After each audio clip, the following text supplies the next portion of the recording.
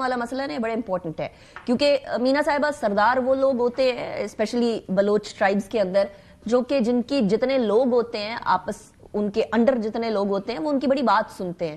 سو اگر وہ اس طرح کا زہر کسی کے ذہن میں گھولیں گے تو آٹومیٹکلی ان کے انڈر جتنے لوگ ہوں گے وہ ایسا ایکٹ کریں گے. اسی طریقے سے اساتذہ کا بڑا امپورٹنٹ رول ہوتا ہے. ہم نے اساتذہ کو نہ صرف بلوچستان میں بلکہ بلوچ اساتذہ کو مختلف اور شہروں کے اندر بلوچ بچوں کا مائنڈ پلیوٹ کرتے ہوئے دیکھا ہے اور پکڑے ہیں اور انہوں نے اعتراف جرم کیا ہے. تو یہ نیکسس کتنا بڑا ہے، کیونکہ جب تک جڑ کو نہیں پکڑا جائے گا جہاں سے یہ پنپ رہے ہیں، جہاں سے یہ بن رہے ہیں، جہاں سے یہ بلیک میل ہو رہے ہیں یا برین واش ہو رہے ہیں، تب تک اس کو قابو کیسے کیا جائے گا؟ دیکھیں بالکل آپ نے صحیح کہا، اور بلوچستان میں اس طرح کی مثالیں بھی ہیں. آپ نے دیکھا ہو کہ بیوٹم یونیورسٹی کا لیکچرر جو ایک کوئٹہ کے بلوچستان کے one of the best university کے لیکچرر تھے اور وہ پوری سہولت کاری میں ملوث تھے، اور جب انہوں نے اس طرح سپورٹ کرتے تھے، بندوق پرووائڈ کرتے تھے، اور جو گھر کرتے تھے تو اس کے بعد اس کے گھر میں پناہ لیتے تھے، وہ گھر بھی سرکار کی یونیورسٹی کی اسی میں.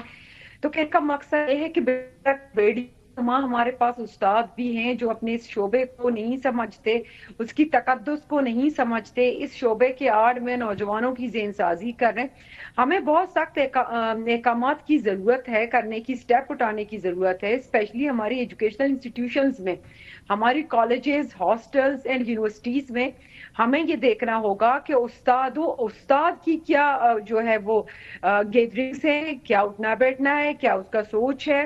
اس کے علاوہ جو ہمارے ہاسٹلز ہیں، ان کے وارڈنز ہیں، ان کو بھی ہمیں یہ کچھ پالیسیز پہ کرنی ہوگی، بہتر پالیسی، کہ یہ warden and over all situation hostels کی پتہ ہو کہ ایٹ لیسٹ یہ بچیاں جو باقی ڈسٹرکٹ سے آ کے کسی اور شہر میں رہ رہی ہیں، کوئٹہ میں یہ کہیں اور پڑھائی کے گھر سے وہ کیا کر رہی ہیں، ان کا اٹھنا بیٹھنا، ان کی جو معاملات ہیں وہ کیسے لوگوں کے ساتھ چل رہے ہیں. اچھا مینا صاحب، بہت سارے لوگوں کو یہ آرگنائزیشن، یہ دہشت گرد آرگنائزیشن، یہ فتنۃ الہندوستان سوشل میڈیا کے ذریعے ریچ آؤٹ کر رہے ہیں، کیونکہ اس میں کوئی شک کچھ خواتین نے اعتراف بھی کیا تھا.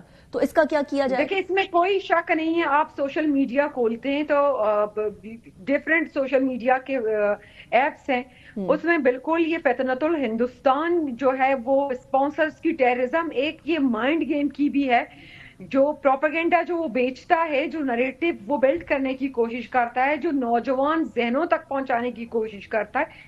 میں ٹویٹر کی آپ کو مثال دوں کہ ابھی لوکیشن کا جو ہے اپڈیٹ آیا تھا، ٹویٹر نے دیا تھا کہ آپ کسی بھی اکاؤنٹ کا لوکیشن کہاں آپریٹ ہو رہا ہے وہ پتا چل جاتا ہے. تو یہ جو ٹاپ اکاؤنٹس تھے جو سارا دن پروپیگنڈا کر رہے ہیں، وہ سارے انہی ملکوں میں چل رہے ہیں، وہیں سے آپریٹ ہو رہے ہیں. دیٹ مینس کہ ہمارا دشمن نہ صرف ہمارے ملک میں سہولت کاروں کے ذریعے اس طرح کی دہشت گردی کر رہی ہے، اس کے علاوہ سوشل میڈیا پہ بھی باقاعدہ منظم ہے.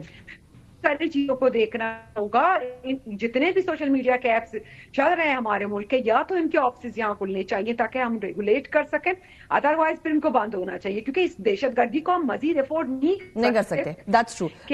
So solution ڈھونڈنا پڑے گا. مینا صاحبہ I'll come back to you. جل صاحب اب ذرا مجھے جو ڈیفنس والی سائڈ سے ہے وہ اسٹریٹجی بتا دیں کہ اب بلوچستان میں ہماری نیکسٹ اسٹریٹجی کیا ہوگی، کیونکہ جیسے جیسے ایران کے اندر خطرہ بڑھتا جا رہا ہے ویسے ہی ہندوستان اس موقع کو اور ساتھ ہی افغان طالبان رژیم اس موقع کو ان آرگنائزیشنز کے ذریعے ہمارے بلوچستان کے اندر انریسٹ پیدا کرنے میں استعمال کر رہی ہے. دیکھیں آپ نے ایران کا نام لیا، پہلے میں یہ ایڈ کروں کہ ایران میں بھی دھماکے آج ہوئے ہیں.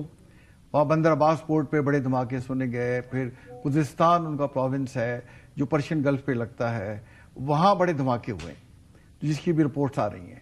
تو دیکھیں میں اس کو نیکسس سمجھتا ہوں ہندوستان کا، افغانستان کے طالبان کا اور اسرائیل کا، کیونکہ وہاں امریکن بلڈ اپ ہو رہا ہے ایران کے خلاف.